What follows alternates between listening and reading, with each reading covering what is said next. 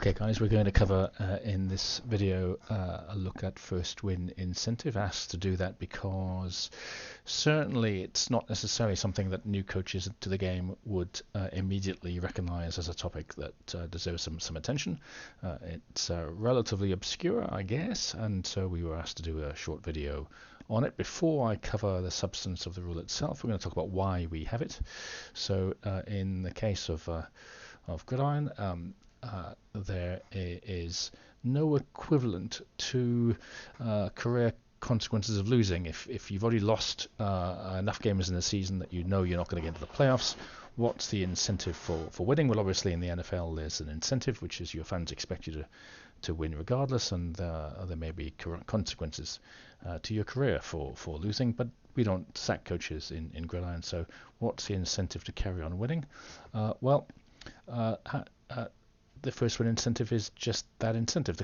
How does it work? Well, the clue is in the title, that when you get your first win, the very first team you beat, we will look at that particular team that you beat, look at their wins and losses at that particular time and calculate a score. And once you've won your first game, your score is locked in and it will never change.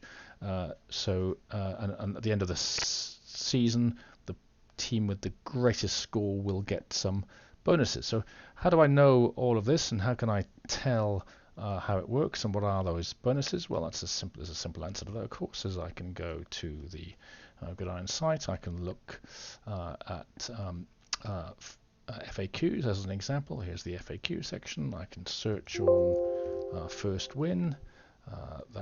There it is. What's the first win incentive? And there it is. And through the FAQ system, I can find the answer. And also in the FAQ system, I can quite sometimes see some nice comments. And here's a helpful comment from Martin Abassi back in 2012. Here's the rule itself, and all of the calculations are shown here, as well as an explanation of the benefit. The benefit's quite rich. It's got good CPs that you can spend as a bonus in the off season, which of course if you're not in the off season, which by definition you typically will not be, then you'll have extra activity to undertake as you think about how you can spend all those CPs to enrich your team. And during the season itself, how do I know where it is? Well, it's on the left-hand side. I've got a first win incentive table, and during the season I can figure out how I'm doing. This particular table obviously is blanked for the off-season, but you'll see the guys at the top as they emerge will be those guys most likely at that time as the season progresses to win that incentive.